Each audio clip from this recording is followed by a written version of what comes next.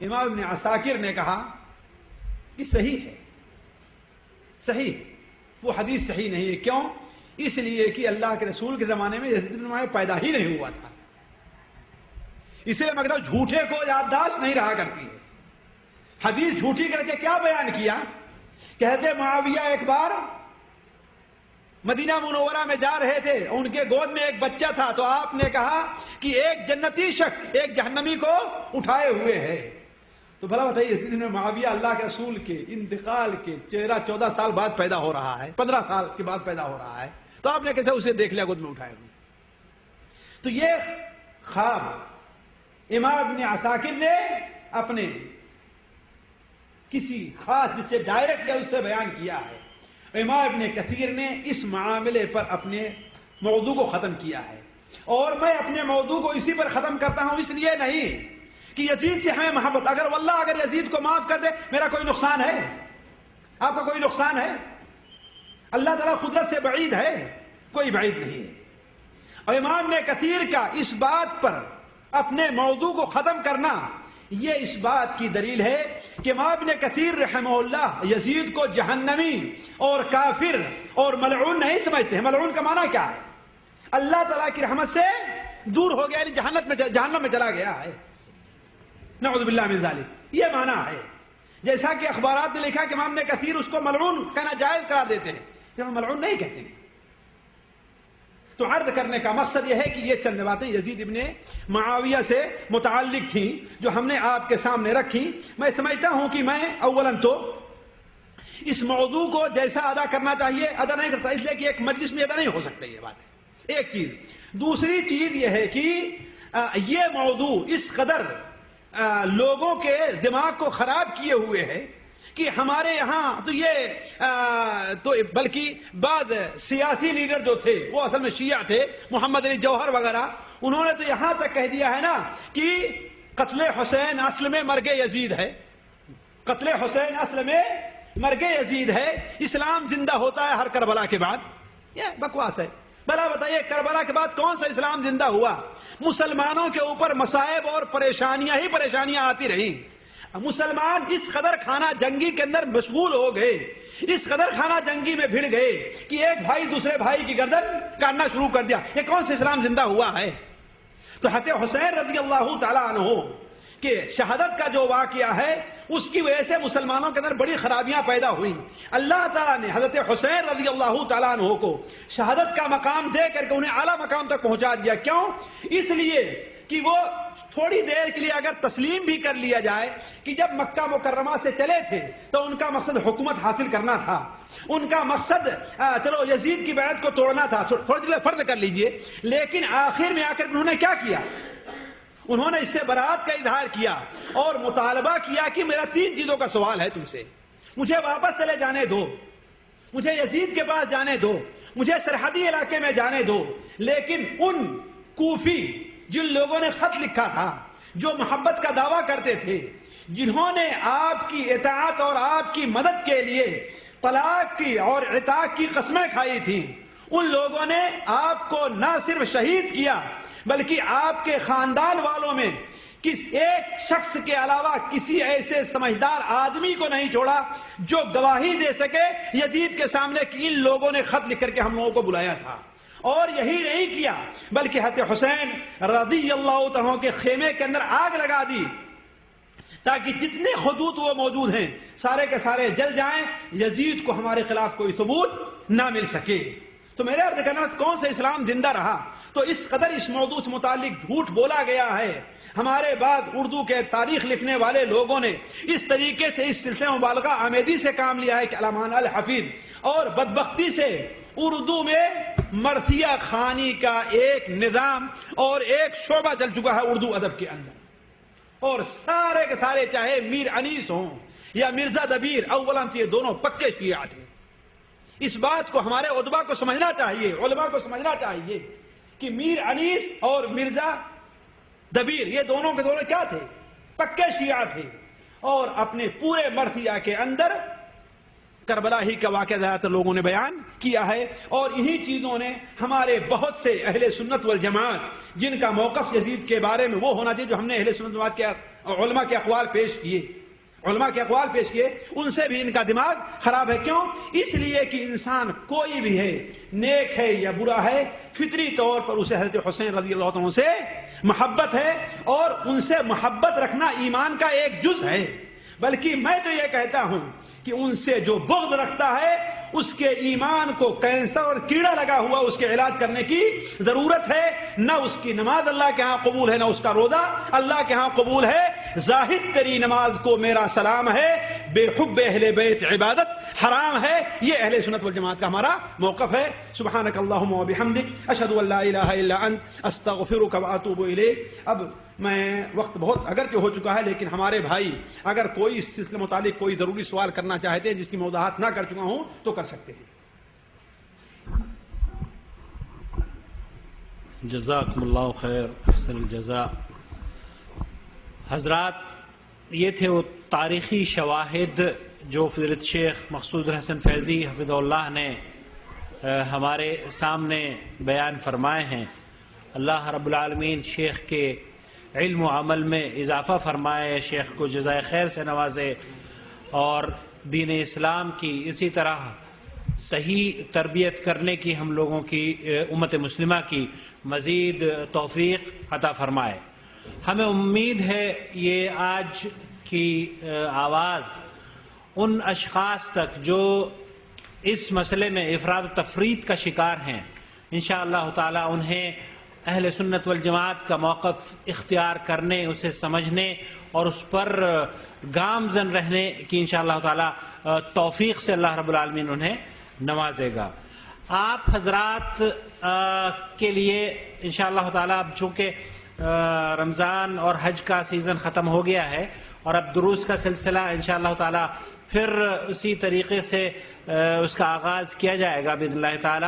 آئندہ جو آنے والی جمعرات ہے، 1 جنوری کو عشاء کی نماز کے بعد انشاءاللہ شیخ توصیف الرحمان صاحب تشریف لا رہے ہیں۔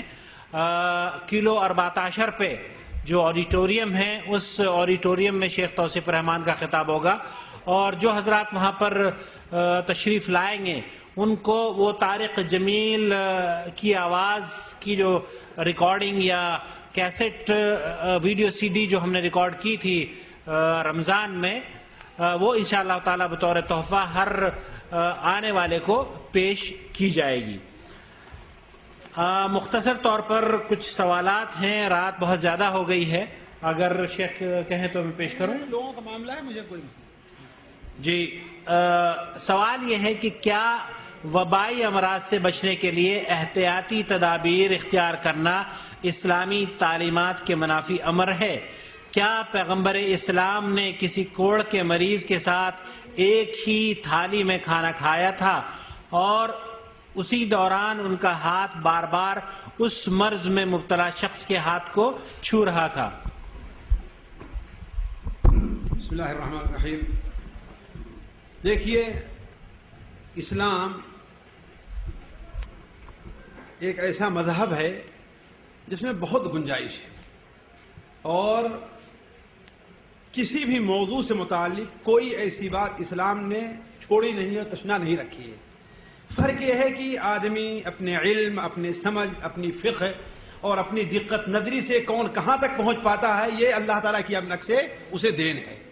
جہاں تک وبائی امراض سے تعلق ہے، اس سلسلے میں بعض لوگوں کو شبہہ ہوتا ہے۔ کیوں؟ اس لیے کہ 2 متعارض حدیثیں آتی ہیں۔ ایک حدیث جو عام طور پر کتب حدیث کے اندر موجود ہے کہ لا عدوى ولا طیرہ، نہ ہی عدوہ کہتے ہیں اصل میں ایک مرض کا ایک شخص سے دوسری طرف تک متعدی ہونا، یعنی پہنچنے کا، جسے چھوا چھوت کی بیماری ہمارے ہاں اردو زبان میں کہا جاتا ہے۔ یعنی ایک شخص کو کوئی مرض ہے، اس کے پڑوس میں رہیے تو آپ کو وہی مرض لگ جائے، تو آپ نے فرمایا کہ عدوہ نہ ہے نہ ہی طیرہ یہ شگون لینا کی چڑیا، اگر الو کو دیکھ لیا تو ہمارا کام آگے نہیں بنے گا۔ جا رہے ہیں، آپ کے سامنے سے کوا ادھر گزر گیا، ارے اب تو جو ہے ہمارا دن پورا کا پورا منحوس ہوگا، اسے طیرہ کہتے ہیں، نحوست لینا، بدشگونی لینا۔ تو آپ نے فرمایا نہ عدوہ ہے نہ طیرہ ہے۔ اس سے بعض لوگ یہ سمجھتے ہیں کہ ہاں اسلام کے اندر احتیاطی تدابیر کی کوئی ضرورت نہیں ہے، حالانکہ یہ بات غلط ہے۔ بعض روایات میں اسی حدیث کے آخر میں ہے، آپ نے بیان فرمایا فر من المجذوب فرارک من الاسد، لا عدو ولا طیرہ، فر من المجذوب فرارک من الاسد، عدوہ اور طیرہ نہیں ہے، البتہ کوڑھی سے ویسے ہی بھاگو جیسے آدمی شیر سے بھاگتا ہے۔ کوڑھی، اس لیے کوڑھ ایک ایسا مرض ہے جس کے اندر متعدی ہونے کی صلاحیت پائی جاتی ہے، جیسا کہ اطباء کہا کرتے ہیں، ٹی بی ہے، کوڑھ ہے، اور اس طریقے سے طاعون ہے، اس طرح بہت سے، یا ڈینگو بخار آج کل جو چلتا ہے، یہ بخار ہیں، ان کے اندر اطباء ڈاکٹر لوگ کہتے ہیں کہ ایک سے دوسرے سانس کے ذریعے ہے، جراثیم کے ذریعے کسی ذریعے سے منتقل ہونے کی صلاحیت رہا کرتی ہے۔ تو آپ نے بیان فرمایا کوڑھی سے ایسے ہی بھاگو جیسے کہ آدمی کس سے بھاگتا ہے؟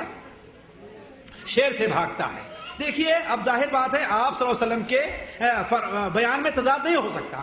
آپ نے ایک طرف تو کہا کہ نہ عدوہ ہے، یعنی کسی مرد کا متعدی ہونا ہے، اور نہ بدشگونی ہے، اور پھر آپ ہی فرما رہے ہیں کیا کہ کوڑھی سے ایسا بھاگو جیسا کہ شیر سے بھاگتا ہے، تو کیا مطلب ہوگا؟ علماء کہتے ہیں اصل میں یہ ہے کہ زمانے جاہلیت کا یہ عقیدہ تھا کہ بعض ایسی بیماریاں ہیں کہ ان کے اندر خود اپنے طور پر بغیر اللہ تبارک و تعالیٰ کی تقدیر اور قضاء اور قدر کے ایک دوسرے شخص تک پہنچنے کی صلاحیت تھی۔ تو اسلام نے اس چیز کا کیا، ہر چیز اللہ تعالیٰ کی تقدیر سے ہے کہ نہیں؟ اگر تمہارے گھر کے اندر کوئی کوڑھی ہے، تمہارے گھر میں کوئی ٹی وی کا مریض ہے، تو اس کا مطلب نہیں کہ اسے نکال کر کے کہیں ہاسپٹل کے اندر پھینکا ہو، اس کی تم خدمت نہ کرو یا گھر چھوڑ کر کے بھاگ جاؤ۔ نہیں، اگر تمہاری تقدیر کے اندر اس مرض کا لگنا ہوگا بھی تو تمہارے گھر میں کوئی کوڑھی نہیں ہوگا، پھر تمہیں مرض لگ جائے گا، ہے کہ نہیں؟ اس لیے کہ جتنے لوگوں کو ٹی بی ہوتی ہے، کوئی ضروری نہیں کہ ٹی بی انہیں کسی کے پاس ہی سے ہو کر کے آئی ہو، ان کے اندر کوئی خرابی تھی، اس سے پیدا ہو گیا۔ تو آپ نے بیان فرمایا کہ اس کا یہ مقصد نہیں ہے، احتیاطی تدبیر کرو، فر من المجذوب، بھاگو، لیکن یہ نہ سمجھو کہ بغیر اللہ تعالیٰ کی تقدیر کے تمہیں کوئی چیز پہنچ جائے گی۔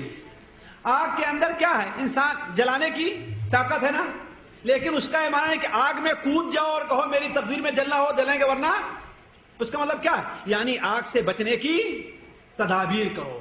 اسی طریقے سے یہ جو مرض کوڑھ وغیرہ ہے، اس سے بچنے کی تدبیر تو کرو، ہے نا، لیکن یہ نہ سمجھو کہ ہاں بغیر اللہ تعالیٰ کی تقدیر کے بھی تمہیں۔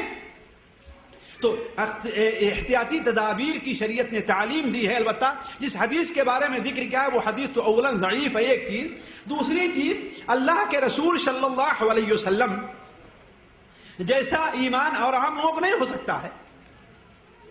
اگر کسی کے ساتھ کوئی ایسا معاملہ پیش آ گیا کہ اس کا باپ جو ہے اس کوڑھ کا مرض اس کو لاحق ہے، نعوذ باللہ من ذالک، تو اس کا مطلب نہیں کہ اپنے باپ کو چھوڑ کر کے، بلکہ اللہ پر توکل کر کے اس کے ساتھ رہے، اس کی خدمت کرے، اس کی مدد کرے، اس کو اس کے اوپر محمول کیا جائے، نہ یہ کہ یہ کہا جائے کہ ہاں بھائی جہاں پر ہمارے گھر میں، یعنی ہمیں اس گاؤں میں جانا ہے، اگر کہ وہاں پر وبائی مرض پھیلا ہوا ہے تو ہم وہاں پر جائیں گے، اگر ہماری تقدیر میں ہوگا تو لگے نہیں لگے گا، یہ نہیں ہے۔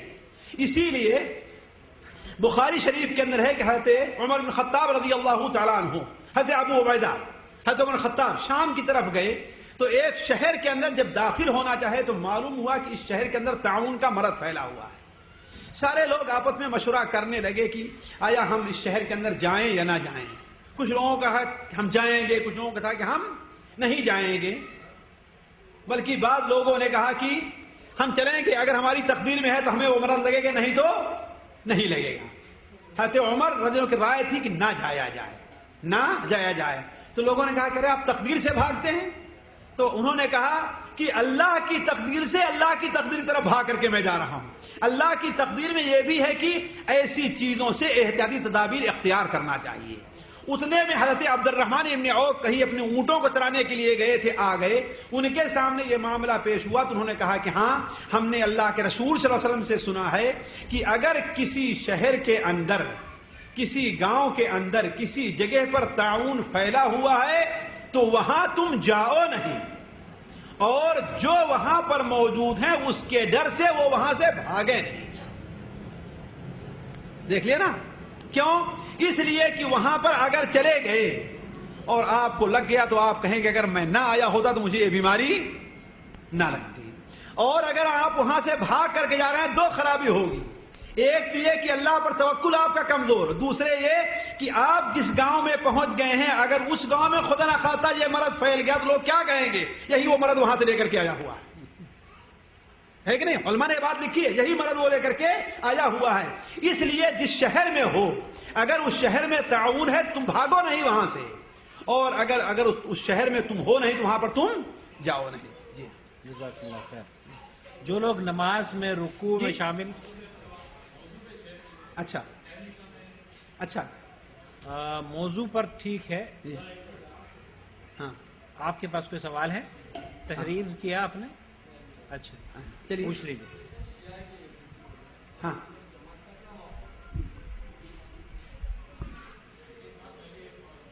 جی اصل میں دیکھیے پہلے ان کے ساتھ آتے ہیں آپ کے شروع میں شیعہ اور رافضی میں فرق تھا۔ شیعہ وہ حضرات تھے جو حضرت علی رضی اللہ تعالیٰ عنہ سے محبت کا دعویٰ کرتے تھے، انہیں خلافت کا زیادہ حقدار سمجھتے تھے، انہیں بعد ان میں سے حضرت ابو بکر و عمر سے افضل سمجھتے تھے، لیکن حضرت ابو بکر و عمر سے براءت کا اظہار نہیں کرتے تھے، ان کو گالیاں نہیں دیتے تھے، انہیں کافر منافق نعوذ باللہ من ذالک، انہیں فاسق و فاجر نہیں سمجھتے تھے۔ یہ شیعہ لوگ کہلاتے تھے۔ رافضی یہ وہ لوگ ہوئے جنہوں نے رفض انکار کر دیا، حضرت ابوبکر عمر کوئی فضیلت ہی نہیں ہے، یہ شروع میں رہا ہے۔ لیکن آج عمومی طور پر جو شیعہ پائے جا رہے ہیں وہ تقریباً سارے کے سارے رافضی ہیں۔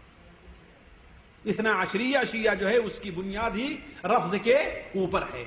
دوسری بات جو آپ نے کہی اہل سنت والجماعت کا جو موقف ہے کہ دیکھیے اس میں دونوں میں فرق کیا جائے گا۔ ابھی میں اس حج کے موقع پر شیخ ابن عثیمین رحمہ اللہ کا ایک فتویٰ پڑھ رہا تھا، شیخ ابن عثیمین رحمہ اللہ کا ایک فتویٰ پڑھ رہا تھا، اور اسی سے متعلق تھا کہ ایک شخص شیعہ تھا وہ اہل سنت والجماعت ہو گیا، وہ کہتا تھا کہ ہم نے جو ہے اس زمانے میں صحابہ کرام کو برا بھلا کہا تھا اور گالی دیتا تھا اور ہم نے یہ کیا وہ کیا۔ تو اس سے متعلق انہوں نے پوچھا کہ کیا جو تم نے کیا ہے اسے تم حق سمجھتے تھے؟ کہا کہ ہاں بالکل میں اسے حق سمجھتا تھا۔ کیا تمہارے پاس اس کے خلاف کوئی دلیل آئی تھی؟ کہا کہ نہیں آئی تھی۔ کہا تب تو جاؤ اللہ تعالیٰ تمہاری اس غلطی کو معاف کرے گا۔ تو یہاں سے میرا اپنا علماء کے قول کے مطابق یہ ہے کہ علماء میں ان کے اور عوام اور جہال کے اندر فرق کیا جائے گا۔ جو عوام اور جہال قرآن کو حق مانتے ہیں، اللہ کے رسول صلی اللہ علیہ وسلم کی رسالت کا اقرار کرتے ہیں، اور پیٹ پرست، مال پرست، نفس پرست، کرسی پرست علماء نے انہیں دھوکے میں رکھا ہے، ان کے کہنے میں آ گئے ہیں، تو انشاءاللہ ان لوگوں کا معاملہ اللہ کے سپرد کر دینا چاہیے کہ اللہ تعالیٰ ان کے ساتھ کیسے نپٹے گا۔ البتہ جو ان کے عالم ہیں ظاہر بات ان کے بارے میں تو سخت موقف ہونا چاہیے کہ ان کے کم سے کم ایمان کے بارے میں تو مجھے تو شبہ ہے کہ وہ لوگ مسلمان ہیں کہ نہیں۔ جی جزاک اللہ خیر۔ جب ہم یزید رحمۃ اللہ علیہ کے بارے میں مثبت سوچ رکھتے ہیں تو ان کے نام کا اپنے بچوں کے لیے کیوں انتخاب نہیں کیا جاتا اور علماء کی جانب سے اس کی ترغیب کیوں نہیں دی جاتی؟ دیکھیے اصل میں یزید ایک ایسا نام ہے جس کی قرآن اور حدیث میں کوئی فضیلت نہیں وارد ہے، کوئی فضیلت وارد نہیں ہے کہ ہاں بھائی وہ نام رکھا ہی جائے، ایک چیز۔ دوسری چیز یہ ہے کہ ہم یزید سے اس قدر محبت کا اظہار کہاں کرتے ہیں کہ ہم اس کے نام پر اپنا نام رکھیں، ایک چیز۔ تیسری چیز یہ ہے کہ یہ جو آئی ہے خصوصاً ہمارے ہندو پاک میں یہ آخری زمانے میں آئی ہوئی ہے، آج بھی سوڈان وغیرہ میں ہے، سعودیہ میں یزید نام رکھتے ہیں، سوڈان میں عام طور پہ یزید نام رکھا جاتا ہے، تو یہ جی یہاں پر بھی رکھتے ہیں۔ تو یہ ہمارا دیکھیے ہندوستان پاکستان کا ماحول شیعیت سے بہت زیادہ متاثر، وجہ اس کی کیا تھی؟ ہمارے یہاں مغل حکومت جو آئی تھی، مغل حکومت کے ساتھ ہندوستان میں شیعیت نے اپنے مکمل اڈے، اس لیے ہمایوں کو جب شیر شاہ سوری نے بھگایا تھا دوبارہ آیا تھا تو شیعوں ہی کی مدد سے آیا تھا، وہ ہمایوں شیعوں ہی کی مدد سے آیا تھا۔ اسی لیے دیکھیں گے عمومی طور پر جتنے نواب، اب میں ہندوستانی ہوں اس لیے وہاں کے علاقے جانتا ہوں، پاکستان نہیں جانتا، جتنے نواب تھے وہ رامپور کے ہوں، لکھنؤ کے ہوں، پٹنہ کے ہوں، حیدرآباد کے ہوں سارے کے سارے شیعہ تھے. ہے بات صحیح کہ نہیں صحیح؟ سارے کے سارے کیا تھے؟ شیعہ تھے عام طور پر. کیوں؟ اس لیے کہ مغل حکومت جو قائم ہوئی تھی وہ شیعوں کے دور، ہمایوں کے بعد شیعوں کے دور پر قائم ہی ہوئی تھی. اس لیے ان کے ساتھ آئے اور اپنا زہر سنیوں میں پھیلاتے گئے. اس سے جو اپنے کو سنی کہتے ہیں مسلمان بہت سے، وہ بہت بڑی جماعت اس سے متاثر ہو گئی اور اپنا نام نہیں رکھتی ہے اور یزید کے بارے میں غلط خیالات رکھتے ہیں. ایک چیز. دوسری چیز، میں ابھی ان دنوں میں تاریخ پڑھ رہا تھا تو مجھے ملا عبداللہ ابن جعفر ابن ابی طالب. یہ کون ہے؟ حضرت حسین کے چچا بھائی ہے نا. ان کے بیٹے کا نام معاویہ تھا. کیا نام تھا؟ معاویہ تھا. اور ان کے پوتے کا نام یزید تھا. ان کے پوتے کا نام یزید تھا. آج آپ تاریخ کی کوئی کتاب، بلکہ بایزید بسطامی بہت بڑے صوفی مانے جاتے ہی نہیں ہیں، ہر آدمی ان کا نام جانتا ہوگا. وہ ابو یزید تھے، ہے کہ نہیں؟ بایزید بسطامی لکھا جاتا ہے کہ نہیں لکھا جاتا؟ ہر کوئی بھی تصوف کتاب اٹھا کر کے دیکھ لیجئے ان کا نام آ رہا ہے. یہ سنی لوگ ان کا نام لے رہے ہیں ابو یزید بسطامی. ابو یزید ان کا نام یزید ہے. کتب ستہ جو 6 کتابیں حدیث کی مشہور ہیں ان میں ابن ماجہ ان کا نام کیا تھا؟ محمد ابن یزید تھا. کیا تھا؟ محمد ابن یزید ابن ماجہ. آپ تاریخ کی نہیں بلکہ حدیث پر جو کتابیں لکھی گئی ہیں اس کی ایک فہرست آپ دیکھ لیجئے. ایک معمولی سی کتاب، مشہور کتاب جو اتنی موٹی ہے، تقریب التہذیب، اٹھا کر کے دیکھ لیجئے تو آپ کو یزید کے 20 نام ملیں گے. ایک دو نہیں، 20 نام ملیں گے. تو یہ اصل میں یہ آج ہمارے ہندوستان پاکستان کے اندر یہ ماحول بنا ہوا ہے کہ یزید نام لوگ رکھنا نہیں رکھتے ہیں. اور یزید ہی نہیں، کتنا نام لوگ نہیں رکھتے ہیں، بہت زیادہ نہیں رکھتے. ایک دو نہیں ہے، صحابہ کرام کے سارے نام لوگ رکھ رہے ہیں. اب بتائیے کہ سنیوں میں عباس کتنے لوگوں کا نام ہوگا؟ بتائیے. شاید یہ آپ کو مل جائے کوئی، ہے نا. لیکن شیعوں کے اندر عباس آپ کو، لیکن سنیوں میں کوئی عباس ملے گا آپ کو؟ کسی دیکھا آپ کسی سنی کو آپ نے عباس؟ شاید نہیں دیکھا ہوگا آپ نے. اس طریقے سے اگر ہم گنانے لگے جو صحابہ کرام کے نام تھے بڑے مشہور ہیں، ان میں بہت سے نام آپ کو نہیں ملیں گے. تو یزید نام اولاً تو اس کی کوئی فضیلت نہیں قرآن اور حدیث میں، ہے کہ نہیں ہے؟ کہ ہم نے جیسے عبداللہ کی ہے، عبد الرحمن کی ہے، اس کی فضیلت ہے. یا حسن حسین، اللہ کے رسول نے حسن حسین نام رکھا، ہے کہ نہیں ہے؟ اللہ کے رسول نے اپنے بیٹے کا نام ابراہیم رکھا، طیب رکھا، طاہر. تو ان کی نام، ان کی ذرا ایک اصل ہے کہ نہیں ہے؟ لیکن یزید کی کوئی ایسی فضیلت نہیں ہے. یزید کی کوئی ایسی فضیلت نہیں ہے. ایک چیز. دوسری چیز، ہمارا ہندوستان پاکستان کا ماحول شیعیت سے متاثر ہے، اسے دوسری کو ہمیں نام رکھا جاتا ہے. چوتھی بات آپ یہ دیکھیے کہ یہ نام صرف ہمارے ہندوستان پاکستان بلکہ ہی میں نہیں رکھا جاتا، بلکہ تاریخ میں آج سے پہلے جائیں تو بہت کچھ نام بڑے بڑے علماء اہل سنت والجماعت کے ان کا نام یزید یا ان کے باپ کا نام، ان کے بیٹے کا نام یزید رہا ہے. جی بھائی دیکھیے، جو کوئی کہتا ہے میں اسے منع نہیں کرتا، اور جو کوئی نہیں کہتا میں اسے کہلواتا نہیں. جو کوئی کہتا ہے میں اسے منع نہیں کرتا. امام غزالی رحمہ اللہ جو بڑے مشہور ہیں، ہر آدمی ان کا نام جانتا ہے. ان کا ایک فتویٰ ہے لمبا سا، اس کا ہم نے ترجمہ کیا ہے. شاید سال بھر میں میرا کوئی کتاب سے یزید سے متعلق آ جائے جن میں یہ ساری باتیں میں تفصیل کے ساتھ لکھوں گا. اس کا ترجمہ کیا ہے، میرے پاس کہیں موجود بھی ہوگا. انہوں نے کہا ہے، امام غزالی رحمہ اللہ نے، کہ یزید کو رحمہ اللہ کہنا بہتر ہے. امام غزالی رحمہ اللہ، کوئی دوسرا نہیں ہے. تو کہنے کو اگر کوئی کہتا ہے تو ہم نہیں کہتے کہ ہاں بھائی کیوں کہا تم نے، لیکن اگر کوئی نہیں کہتا تو ہم نے کہا ہاں تم کہو، ضروری کہو اسے، ٹھیک ہے، اس کا مرضی.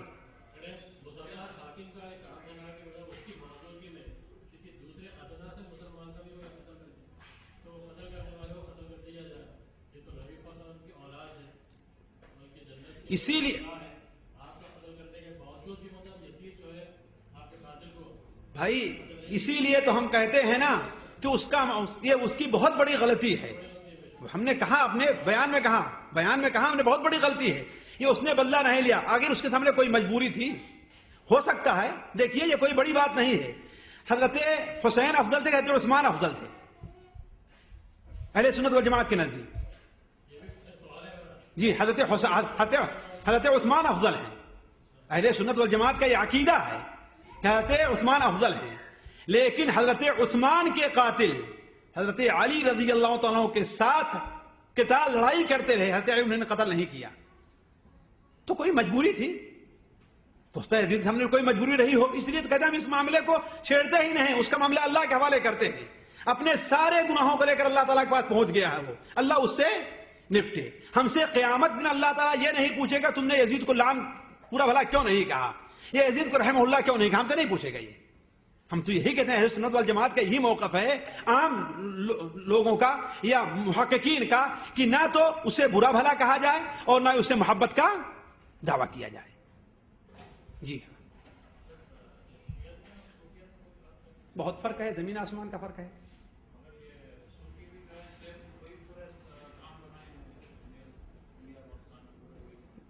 انڈیا پاکستان کے صوفی ہے کہ نہیں ہے، یہ تو الگ مسئلہ ہے کہ نہیں ہے، کہ وہ صوفی ہیں کہ اور کچھ ہیں، ہے کہ نہیں ہے، لیکن یہ ہے کہ علی کل حال بنیادی طور پر صوفیت اور شیعیت میں فرق ہے، اصول کے لحاظ سے، کتابوں کے لحاظ سے، ہر چیز کے لحاظ سے فرق ہے۔ جی لکھتے ہیں کہ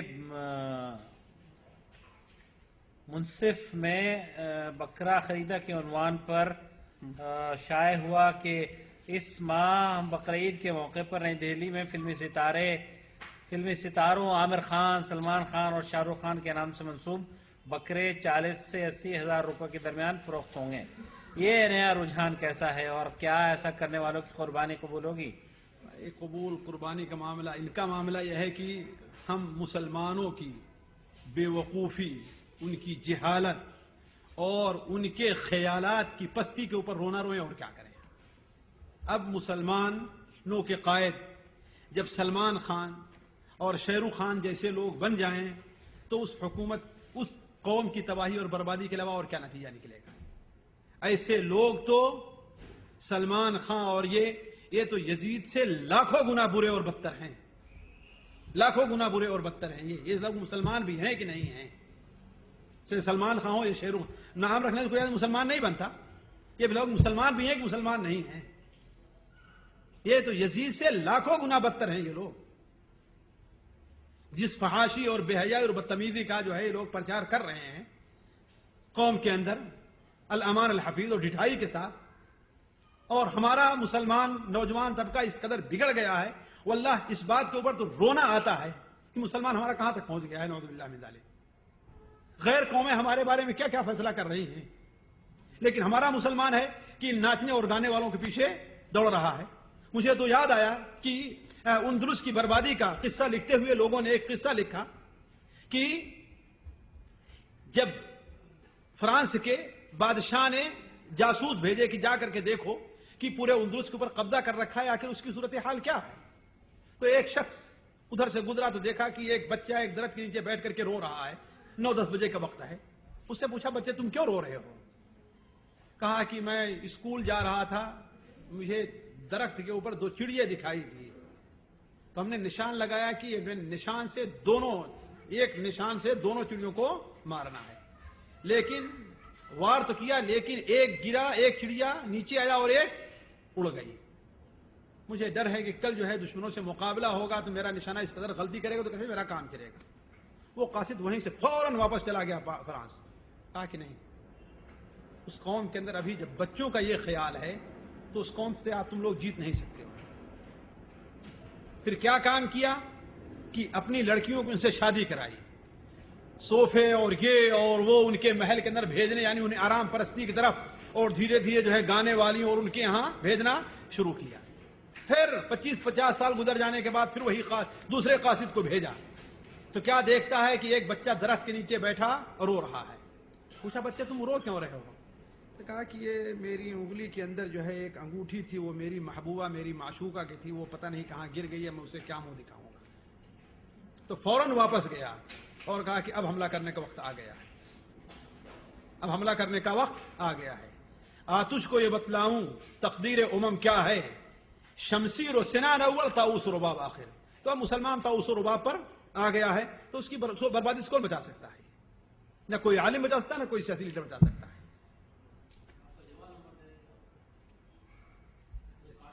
جی